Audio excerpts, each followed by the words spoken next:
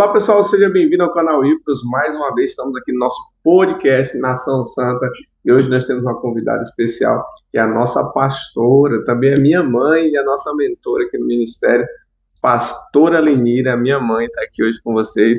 É uma honra estar aqui com vocês nesse podcast. Quero hoje falar um pouco de tudo aquilo que eu já passei na obra do Senhor. Obrigado por ter me chamado. Amém. Na realidade, o podcast Nação Santa ele nasceu, né? Cresceu.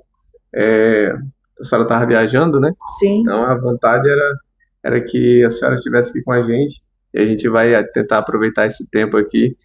Começando, pastora Lenira. Quem é a pastora Lenira? Bom, a pastora Lenira, essa pequenininha que está aqui, eu sou pastora presidente da Igreja Nação Santa, que é a qual eu tenho a honra de congregar com você, que é o meu pastor hoje, né? Sim. E eu fico muito feliz.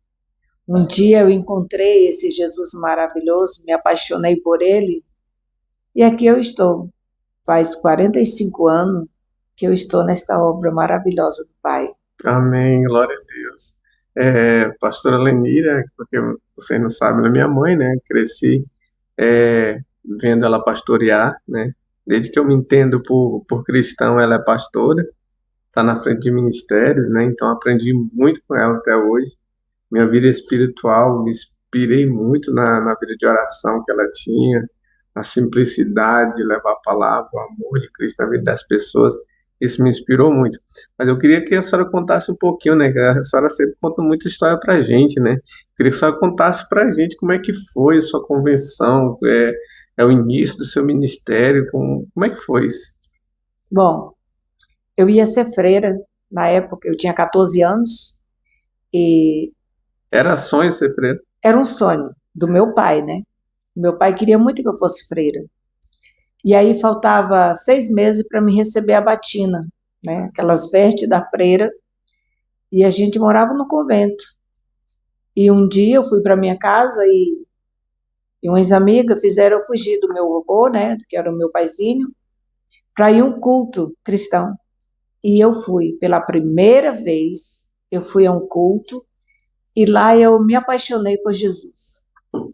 Foi paixão à primeira vista, amor à primeira vista. A presença de Deus. Eu senti lá a presença de Deus assim tão forte na minha vida, e exatamente eles estavam ministrando sobre imagem de escultura, Meu Deus. que a gente não poderia adorar. E era exatamente o que eu fazia na igreja católica, né, onde eu estava, no convento. Todo dia a gente ia, adorava eles, ficava diante deles, né, e orava, rezava, limpava tudo lá, e esse era o meu trabalho, cuidar das imagens dentro da igreja. Uhum. E aí, quando eu ouvi o pastor falando sobre imagem de escultura, começou a quebrar o meu coração. E eu comecei a chorar, eu entrei em lágrimas no culto, eu porque queria que o pastor dissesse logo, você quer aceitar Jesus, fazer o apelo, como o pessoal faz, né? E aí, ele demorando, e eu chorando, e a menina perguntava, o que é que tu tem, o que é que tu tem? E eu não sabia explicar, era algo que desmanchava dentro de mim. Eu nunca tinha ouvido uma palavra tão linda como aquela, que desmanchou o coração, alma e espírito. E aí, quando o pastor disse, quem quiser aceitar Jesus, venha até na frente. Eu disse, pai, eu não vou, mas eu te aceito como Salvador, porque se o meu vozinho souber que eu sou cristã, ele vai me botar fora de casa. Sempre ele disse isso para mim, que se eu um dia fosse, eles chamavam na época, há 60 e poucos anos atrás, de protestante. Uhum. A igreja cristã era protestante.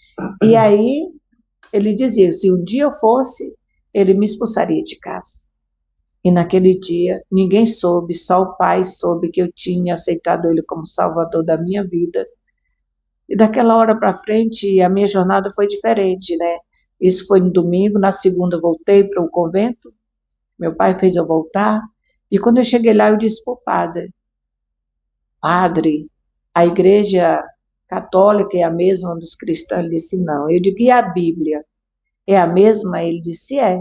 Eu digo, como lá está escrito que a gente não pode adorar a imagem de escultura. E o Senhor faz a gente adorar. Aí ele foi e disse, não, nós temos aí só para lembrar que existe um santo lá nos protegendo. Eu digo, não, mas é errado. Por onde você andou? E eu falei para ele, eu estava na igreja do crente. Eu estava lá e eu ouvi essa palavra. Ele disse, pois você está proibido de ir. Eu digo, eu quero saber a verdade, me diga a verdade. Ele disse, vamos deixar para lá. E aí eu disse para ele que não ficaria mais lá. Porque não adiantaria eu ficar lá e pensando em outras coisas, que aquilo ali não ia mais fazer sentido para mim. E ele disse, tá bom, você quer ir embora? Eu disse, quero. Aí eu peguei minhas coisas, né? E aí a última palavra que eu disse para o padre, ele era um padre muito bonito, e aí eu disse para ele, padre, em nome de Jesus, um dia eu vou ouvir falar que o senhor derrubou a batina e aceitou Jesus, casou e aceitou Jesus e vai ser um pastor. Ele só riu, né? E acho que uns 10 anos depois eu soube que ele casou e foi ser um pastor. Amém. Glória a Deus. E isso me motivou muitas vezes por esta palavra que eu falei para ele, né? Que a qual Deus abençoou grandemente. Muitas vezes a gente fala palavras que às vezes a gente acha que nem tem sentido, Uhum. mas ela é ligada no céu. E essa foi Às vezes é ligada. direcionado por Deus, né? Sim, sim, foi direcionado. E eu soube depois que ele era cristão. E aí eu segui a minha jornada em frente. Eu orava escondido, eu louvava escondido, eu ia para o culto escondido. E aí eu chegou aos meus 18 anos, eu casei. E aí eu disse para o meu pai que eu era cristã. Porque aí eu não estava mais na casa dele, ele estava na minha casa. Uhum. E aí eu queria ganhar ele para Jesus. A jornada começou assim na minha vida, né? E aí a gente foi morar no Seringal. E lá, Marcos, eu orava todos os dias e ministrava a palavra para 3 pés de lima, muito frutífero. Não tinha ninguém para ministrar, nem filhos na época eu tinha, né? Uhum. Então eu era sozinha, eu ia lá para debaixo dos pés de lima, limpava tudo lá e eu pregava, eu louvava, eu dava testemunho, eu fazia tudo. Fazia como se fosse um culto de verdade. Isso, ministrava. E à noite eu tinha sonhos que um dia eu ia ministrar, eu ficava ministrando nos sonhos para muitas estátuas e quando eu começava a ministrar, elas começavam a se movimentar. Eu lembro que a senhora falou isso uma vez para mim. E aí, então, o desejo de ser uma dirigente de uma igreja, pelo menos 1 hora. E aos 19 anos, nasceu um bebê, eu já levava ele para... Ele era o primeira alma para Jesus que ficava assistindo. Lá dentro dos pés de lima. Né? Sim. E aí, continuou a jornada, a gente voltou para o centro da cidade, a igreja que tinha lá era Brasil para Cristo na época, só que já tinha ido todo mundo embora, né? E aí eu continuava dizendo, Senhor, eu quero ser uma dirigente da tua casa, pelo menos 1 hora. Isso para mim era o suficiente. E eu sonhava com isso. Era um sonho que ardia na alma, no espírito. Interessante que a senhora pedia essa 1 hora. Eu lembro muito bem, né, que a senhora falava isso para mim. A senhora pediu 1 hora, né? Pelo menos 1 hora. Era só isso. Era só isso. Isso aí para mim era o suficiente. Me sentia realizada. Sim. E hoje eu tenho 45 anos de trabalho. Glória a Deus. Né? Para mim foi a maior vitória no mundo. Eu nunca me apeguei a bens, nunca me apeguei a nada desse mundo, a não ser as coisas do Pai. Glória a Deus. Só as coisas do Pai. Às vezes a gente ia para a fazenda, via as lojas, e aquilo para mim não tinha o menor sentido. Tinha para mim ajudar as pessoas através daquilo ali. Nossa, eu lembro que a senhora nunca teve apego mesmo com essas coisas. Nunca. Você sabe disso. E o meu maior prazer sempre foi cuidar das coisas do Pai. E o primeiro culto? Primeiro culto. Cheguei na cidade, né? Orando a Deus. Eu lembro que meu cabelo era lá embaixo, bem grande, né? E um homem chegou batendo palma lá na casa e disse, você conhece a Leníria? Aí eu disse, sou eu, mas o que que o senhor quer? Fiquei nervosa, né? Ele procurando um homem todo de terno, né? Uhum. E aí ele foi e disse, eu estou procurando por você. Solte o seu cabelo. Eu digo, mas por que que o senhor quer que eu solte o meu cabelo? Não, porque eu vi uma revelação e uma mulher tinha um cabelo grande. Quando eu soltei o cabelo, ele disse, é você mesmo. Ele morava aqui em Rio Branco, né? Era o pastor do ministério. E aí Deus deu uma revelação para ele. Ele foi atrás de mim, sem nem me conhecer, de onde era que eu era, quem eu era. Ele foi procurar assim que nem. Eu nem entendo por que que ele foi procurar essa pessoa, né? Na realidade, Deus, né? Deus fez essas coisas. E aí ele foi e disse: eu vim entregar uma igreja para você cuidar. Meu Deus, o meu coração saltou. Mas de que igreja? Ele disse: nós temos uma igreja aqui, só que não tem mais ninguém. E, e Deus mandou que eu entregasse para a senhora. Só Deus mesmo, né? Porque o cara veio assim do nada, né? Do nada. E aí o nome dele era Manuel Rufino. Sei, eu acho que ele ainda vive, não sei. E aí ele, pastor presidente da obra aqui em Rio Branco, e eu em Feijó, né? E aí ele foi e disse, olha, hoje à noite nós temos uma reunião. Eu digo, com quem? Disse, nós dois. Aí nós fomos para a reunião. Ele só mostrou, aí ele mostrou a taperazinha de igreja, né? E eu me escorei nela, ela caiu. Oh, meu Deus. Porque ela era feita de custaneira, aquelas tábuas que não servia mais de nada, e cobertura de palha, né? E ela caiu. Eu digo, é essa a igreja? Oh, meu Deus. Aí ele foi e disse, é. Eu digo, o que que ela ainda tem? Ela disse, tem um violão e uma botija de gás, né? Seca. E aí não tinha membro nenhum. E aí eu, beleza, toda cheia de alegria, né? Porque, meu Deus, não tem quem, mas eu vou continuar. E aí no outro dia ele já foi embora. E eu fiz o primeiro culto no sábado, debaixo de um poste de iluminação pública. E aí tinha eu e um homem que era desviado. O nome dele, Francisco. Eu ministrei a palavra, meu Deus, eu só li porque eu só sabia que era capítulo e versículo, era tudo junto. Eu não sei como o Senhor escolhe pessoa, porque ele tem as manias dele, né, a sabedoria dele de capacitar nossas vidas. Sim. E aí ele aceitou Jesus. Primeira vida no primeiro culto. Primeira vida no primeiro culto. Olha o que que Deus faz. Meu Deus, eu fui para casa saltando de alegria. Meu marido, e o meu marido mangava de mim, né? E que é isso, menina? O que tu tá fazendo? Essa é loucura. Nem igreja tem. O que tu vai fazer? Tu não sabe de nada. E eu dizia, não, eu vou fazer. Até o pai entender mesmo. Até ele, foi muita luta, né, para ele entender. Foi grandes lutas, meu Deus, vocês sabem o que eu enfrentei. Sim. E aí, no outro culto, a gente já fez. Em cima lá, tiramos as palhoças, eu e o crentezão, né, o cristão, que tinha aceitado dela de rocha mesmo.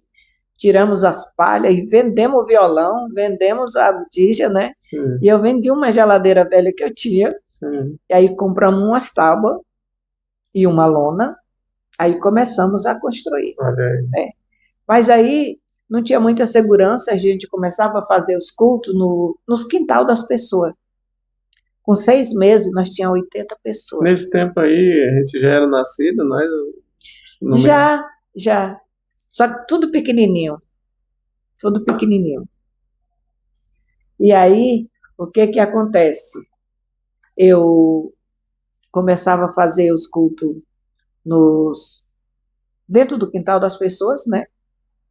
E aí, com a caixa de som, isso aqui meu era tudo, sabe, cheio de calo, de tanto correr com a caixa de som. Meu Deus. Para lá e para cá, quando os irmãos chamavam, e eu não queria mais saber de loja, eu não queria mais saber de fazenda, né? Porque o esposo já tinha muita coisa, eu não queria saber, eu queria saber da obra.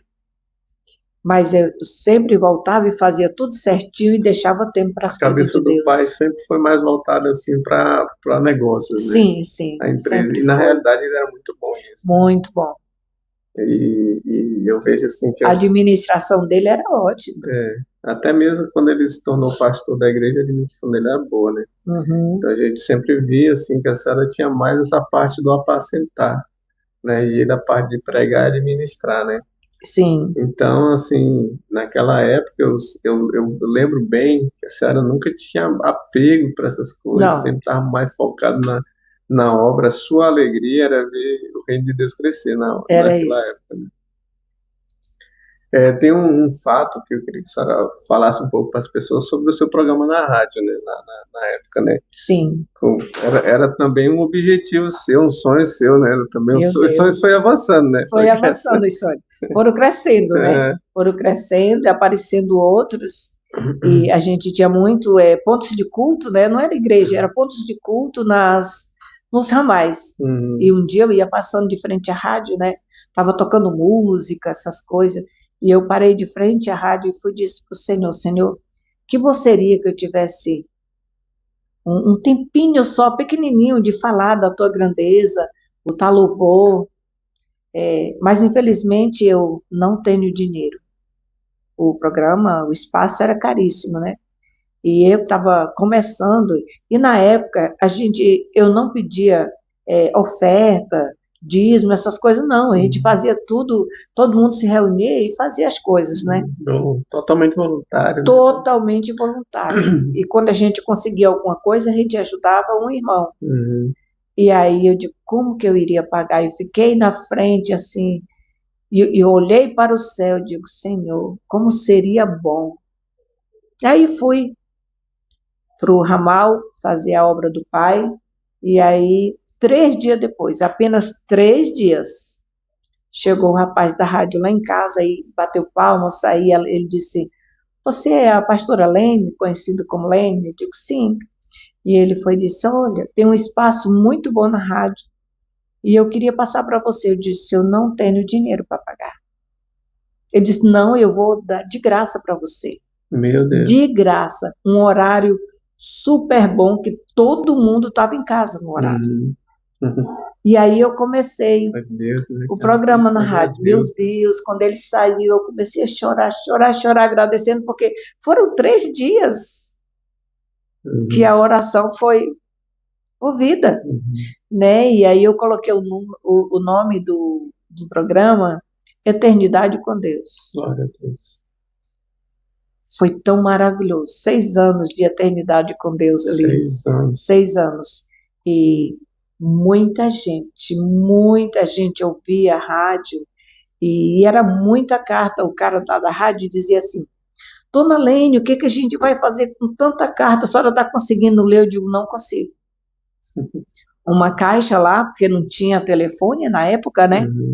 Uma caixa cheia de cartas, de testemunho que o Senhor curava câncer, o Senhor curava é, úlcera, muita coisa. Glória a E as Deus. pessoas queriam que a gente lesse, né? Uhum. E os índios, então, a aldeia indígena, em peso.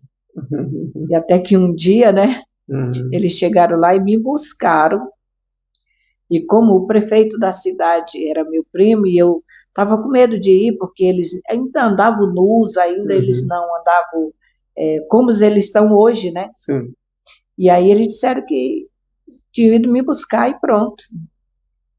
E eu digo, o que você quer que eu faça? Ele disse, não, você vai orar pela minha mulher que não está conseguindo ter o bebê. Uhum. E aí eu fui e falei para o Cláudio, meu primo, né, que era o prefeito, ele disse, olha, Cláudio, eu sabia que ele estava ouvindo, Uhum. estou indo para a aldeia e eu estou indo só. Ele largou tudo lá e foi comigo, né? Uhum.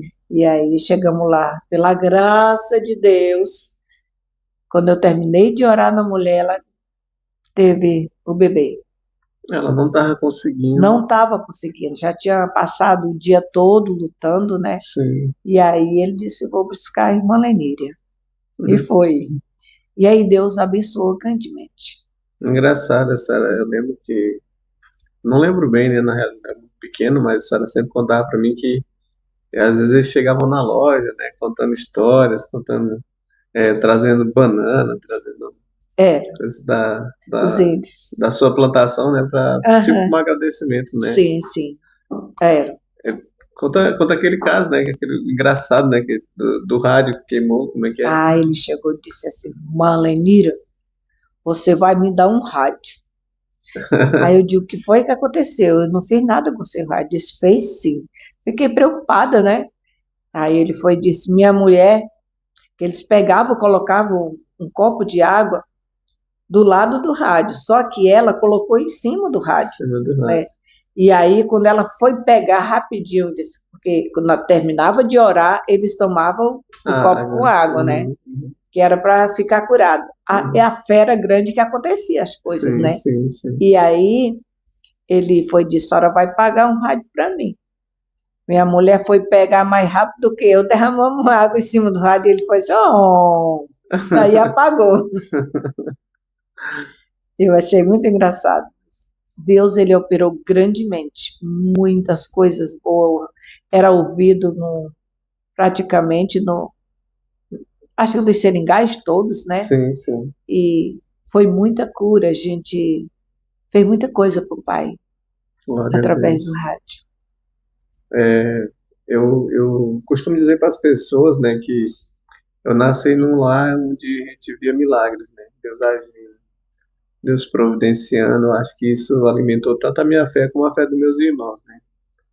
E eu sempre olhei muito a questão das curas, né, que aconteceu na sua vida. Eu queria que a senhora contasse um pouco para pessoas conhecerem, saber que na realidade a gente pensa que vida de pastor, vida de homem, de mulher de Deus, sempre é aquela vida de saúde, de milagre, de conquista. Só que para você viver um milagre, você tem que passar uma situação Tem que passar uma difícil, situação difícil. né? Então, e eu sei que a senhora já passou, na realidade eu acho que tem passado, né, por situações difíceis. Ainda estou Mas eu passando, né? queria que a senhora falasse um pouco, assim, de um dos momentos que foi mais forte, mais marcante, assim, sobre cura na sua vida. Na minha vida teve dois momentos Uhum, muito fortes. O primeiro, eu acho que você tinha um ano de nascido, uhum, acho que quase 2 anos, mais ou menos. Eu adoeci, eu passava de 3 meses com hemorragia, uhum. e aí me mandavam para Rio Branco, e ele só fazia o curetagem e me mandava de volta. Aí eu cheguei a apodrecer em vida dentro de mim. Misericórdia. E aí já não, o sangue descia tudo, já não tinha mais nada. E aí, quando foi um dia, eu orei ao Senhor. Eu disse para o Senhor, Senhor, eu não aguento mais essa situação. Eu entrava para dentro do banheiro, meu marido me tirava de lá porque era como se tivesse saído o sangue todo, eu ficava me tremendo todo dia. E aí, e na obra, né? E tinha que ir para a obra, porque era o meu prazer. Parava, não Não parava. parava. E aí eu disse para o Senhor, Senhor, eu não aguento mais. Me ajoelhei e fui disse, olha, Senhor, se o Senhor ainda tiver alguma coisa para realizar nesta terra, através da minha vida, eu lhe peço uma coisa, que daqui 10 dias, que esse sangramento passe de qualquer forma, do jeito que o Senhor quiser.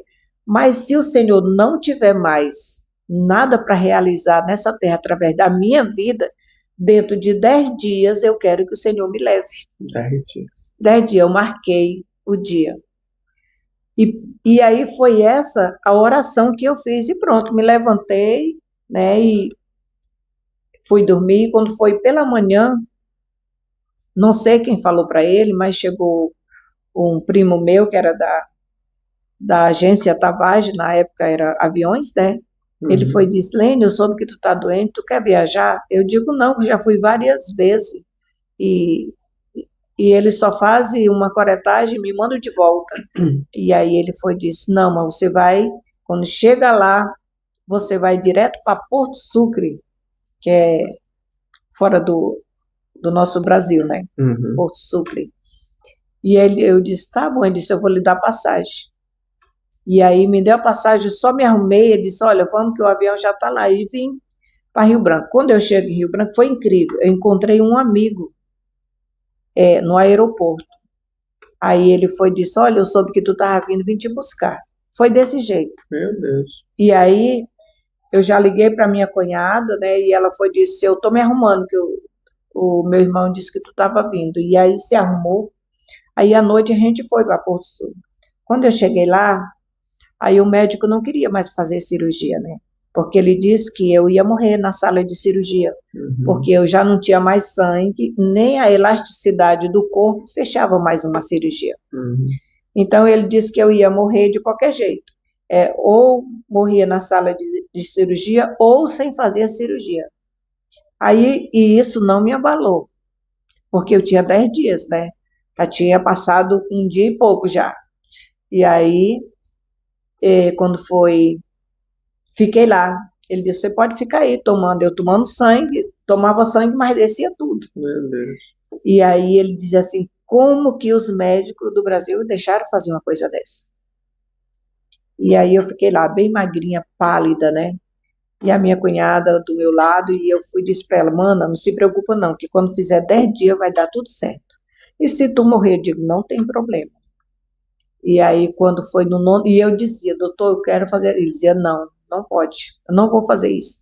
No nono dia ele chegou lá e eu digo, por favor, doutor, faça essa cirurgia. Se você morrer, eu digo, eu vou assinar o que você quiser. E aí ele foi, trouxe os papéis, né, para me assinar. Aí quando a gente assinou tudo, ele disse, mas eu não vou ter coragem de fazer. Aí tá. E aí quando chegou o 10º dia, o abençoado 10º dia, né? Aí eu acordei, já fui tomar banho, me arrumei, isso 4 horas da manhã. Aí quando foi 5 da manhã, eles chegaram lá. Aí chegou ele, mais 3. Aí ele foi, disse, resolvemos fazer sua cirurgia, mas você vai ligar para sua família e vai dizer toda a situação, a gente não garante. Aí eu digo, não, tá tudo bem, se vai se arrumar, eu digo, já estou arrumada. Aí ele riu, né? Tá bom. E ele foi fazer essa cirurgia no 10º dia. E aí eu lembro que quando eu cheguei na sala de cirurgia, que eles aplicaram anestesia, e eu vi um homem entrando na porta com a mão estendida e a outra uma bandeja muito bonita nas mãos.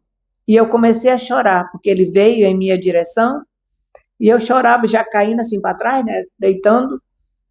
E aí, durante a cirurgia inteira, eu chorava. E o médico disse que não sabia por quê. Eu sei que quando eu acordei, eu disse assim, cadê o doutor que estava comigo? Ele disse, eu estou aqui. Já tinha colocado gelo junto com açúcar na cirurgia, porque disse que não ia sarar, né? Eu digo, doutor, você vai ver. Vai ser, quantos dias para tirar os pontos de uma cirurgia normal? Ele disse, 12, 15 dias. Eu digo, não vai durar nem 10, só vai ver. E aí, ele só ficava rindo, dizendo que não sarava. Aí sabe o que foi que aconteceu? 4 dias ele teve que tirar os pontos, nunca vi isso. 4 dias ele tirou os pontos por causa que já estava tudo sarado. Glória a Deus. Deus. Glória a Deus. E eu estou aqui ainda. Então isso prova que Deus ainda tem alguma coisa para realizar através da minha vida. Glória a Deus.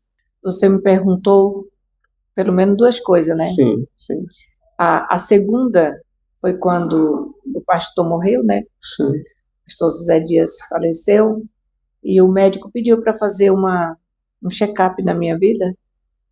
E aí descobriram que tinha um tumor no fígado. E aí era exame por cima de exame, eu fiquei ruim, você sabe que eu fiquei pesando 45 quilos, né? Quem pesava 70, 45 quilos de tantos problemas. Aí chegou um dia que o médico disse que ou eu fazia quimioterapia para reduzir, tentar reduzir, ou eu só tinha 1 ano de vida. E aí eu opinei para ficar com 1 ano de vida. Não quis fazer a quimioterapia. Aí você sabe que eu sangrava muito, né? Eu vomitava sangue, e para onde eu andava, às vezes eu desmaiava, vomitava sangue, porque o fígado não estava mais funcionando direito. E um dia você lembra que eu disse para o Senhor que ia passar 3 dias, né, só para Ele, e eu entrei no quarto e dormia no chão. Foi coisa de louco, sabe? Eu fui para as cinzas. Porque eu não queria ficar mais vomitando sangue por aí, porque era triste. Às vezes eu estava ministrando, eu ia para Feijó, voltava, nessa época que já estava aqui, né? andava nas missões por aí, e às vezes me dava vontade de vomitar, eu sentia algo ruim na boca, e eu mandava os irmãos orar e corria no banheiro, vomitava, voltava, e começava a ministrar de novo. Porque o meu prazer era a minha vida, então eu queria, embora que eu morresse, mas eu queria ficar na obra, né? Uhum. E aí, quando foi um dia, eu disse para o Senhor que não queria mais isso, não. Embora que ficasse lá dentro, que o Senhor me levasse, mas eu não queria mais ficar vomitando. E aí eu entrei na segunda, de manhã cedo. Aliás, no domingo à noite, aí fiquei segunda, terça e na quarta foi que eu saí de dentro do quarto. Eu não comia, só bebia água e ia no banheiro, dormia no chão, não penteava o cabelo, não escovava dente, fui para as cinzas mesmo. Só que aconteceu algo muito bonito, maravilhoso. Uma noite eu estava, umas 10h30 da noite, eu estava chorando, e aí eu comecei a rir. Eu lembro que, não sei se você lembra, mas os meninos, o Rony, a Ellie, começavam a rir lá fora também, porque não sabia do que eu estava rindo, né? Uhum. E eu bolando no chão, rindo, eu ria tanto, porque caiu uma bola de fogo, assim, na minha cabeça, que invadiu o meu corpo. E aí eu começava, aí eu só tinha rir, só ri até 1 e alguma coisa da madrugada. Eu fiquei rindo. No outro dia, minha barriga, ninguém aguentava, Dolorida. dolorida. E eu fiquei rindo. E aí, quando foi na quarta, 5 da tarde, eu saí. Como se eu tivesse saído, que eu estava num cativeiro, e aquele cativeiro tinha acabado naquele momento, Glória a sabe? Deus. Eu olhei no espelho, a minha fisionomia, o meu jeito do olhar, do sorriso, rosto, estava tudo diferente. E aí, daquela hora para frente, eu não sangrei mais, eu não vomitei mais sangue. Isso foi incrível. Glória a Deus. E aí, com o passar do tempo, aumentou a ponto dele estar quase explodindo, né? Mas os médicos não queriam fazer a cirurgia e eu peguei uma grana e me mandei para a Bolívia, né? E lá em Cobija, eles fizeram. Deus deu graça e eles tiraram. Uhum. Deixaram só um pedacinho do fígado, mas eles se regeneram de novo, né? Então, essas duas coisas me marcaram, sabe? Uhum. Eu via Deus assim, agindo de uma maneira tão forte, tão especial, que eu não tenho palavra para agradecer. As palavras são muito pequenas e sem valor diante de tudo que Deus já fez na minha vida. Engraçado assim que Deus ele sempre se mostrou presente na sua vida, tanto na questão do ministério, né, como orando pelas pessoas, assim, a senhora orar pelas pessoas e o milagre de Deus acontecer. Eu falo disso porque às vezes as pessoas pensam que Deus não faz milagre, Deus faz milagre, faz Faz. coisas sobrenaturais. E eu queria que a senhora compartilhasse assim, algum momento assim que, que, que a senhora orou por alguém e essa pessoa foi curada ali. O Posso falar milagre da ressurreição? pode também, sim. Uma vez, né? Eu não falo isso muito para todo mundo, que às vezes as pessoas vão até pecar pensando que isso, Ah, mentira, né, que é mentira, né? Mas na cidade ninguém ficou sabendo, somente eu e a família e a minha família, né? Hum, Eu estava orando para saber onde era que os crentes iriam morar, porque a minha sogra tinha falecido, né, atropelada, e eu amava muito ela, era minha mãezona. E aí eu entrei num propósito de oração e jejum. E aí, quando terminou os 30 dias, 5 dias depois, o Senhor me deu uma revelação, que é qual não vai dar para me falar aqui hoje para vocês, mas quem sabe um outro dia eu vou poder falar. É maravilhoso. Nunca esqueci. Sabia que as coisas de Deus a gente nunca esquece? é verdade, Nunca verdade. esquece. Meu Deus, eu lembro disso com detalhes. E aí, quando eu saí daquele arrebatamento que o Senhor me deu, pela manhã, a mulher chegou lá na frente da minha casa e foi e disse: Maleníria, vem cá. E eu desci, né? Ela disse: Maleníria, a minha filha acabou de morrer. Aí, sabe o que eu disse? Graças a Deus. Agora, por que eu disse graças a Deus? Porque eu tinha saído naquela noite de um arrebatamento que o Senhor me arrebatou e me levou para me saber onde era que Mostrou esse o crente. céu. Me mostrou as coisas lindas, maravilhosas, e eu olhava para o mundo, via tudo morto. Eu olhava para vocês, do pequenininho, olhava para o meu esposo, todo mundo assim, sabe, sem vida. E lá tudo tem vida. E aí, quando ela disse isso, eu digo, graças a Deus, ela foi para um lugar lindo. E a senhora não está entendendo, a minha filha morreu. Ela tinha uma doença que ela vinha morrendo aos poucos, né?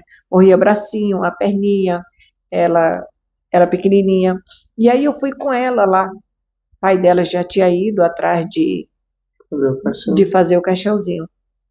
E aí eu cheguei lá, olhei para a criança, tirei o paninho da cabecinha dela, do corpinho, aí peguei ela, botei no braço e fui lá para trás negociar. Olha só, negociar com o pai. Eu cheguei lá e a oração foi essa, de pai, devolve a vida dela e me leva do lugar dela, porque eu queria voltar. Eu não queria viver mais no mundo, diante de toda a beleza, de toda a vida que eu tinha visto.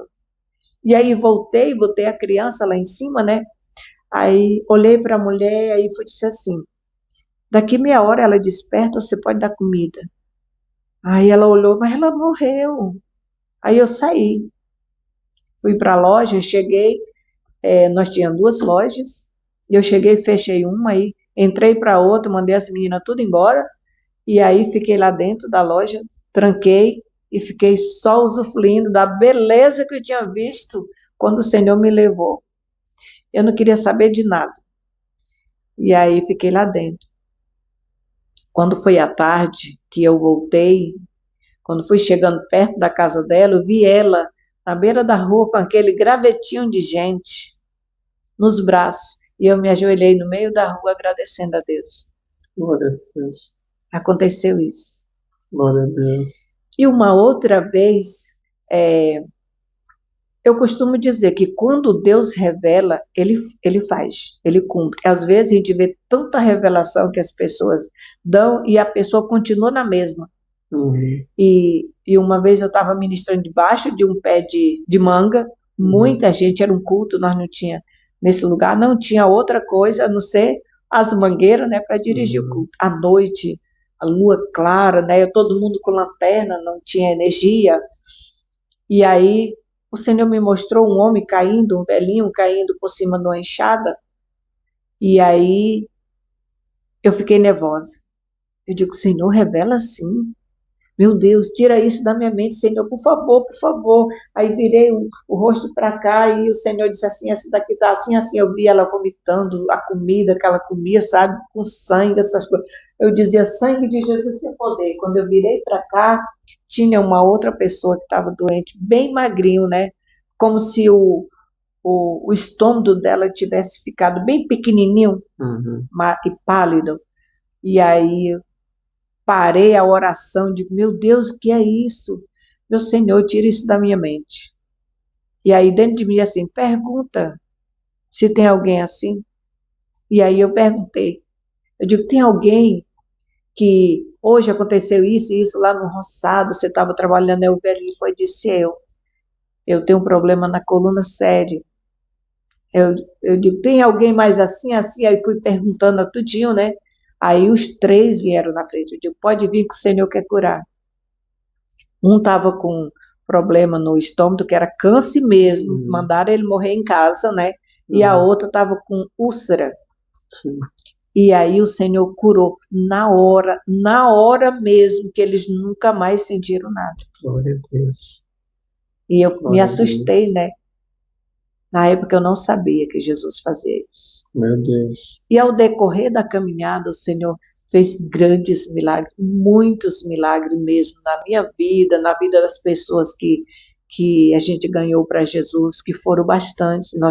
Às vezes eu chego nas igrejas por aí, com filhos na fé, né, que são pastores, outros já partiram mais ou menos uns 5, né, que já foram para a glória, de pastores mesmo, que está na obra, que eu nem sabia, virou pastor, né? Depois que eu soube. e aí outros que a gente já consagrou, e eu fico muito feliz. Glória a Essa é Deus. uma trajetória para mim que se hoje eu partisse, muito feliz, porque foi uma trajetória maravilhosa, só de bênção. Muita luta, sim, mas para mim as lutas não importavam tanto, porque eu sabia quem era que estava comigo. E até hoje eu sei Quem é Jesus para a quem é senhora? Jesus para mim. Jesus, ele é tudo, tudo. Ele é o ar que eu respiro, ele é a razão do meu viver, ele é o meu companheiro, é o amor da minha vida, é o meu salvador, tudo.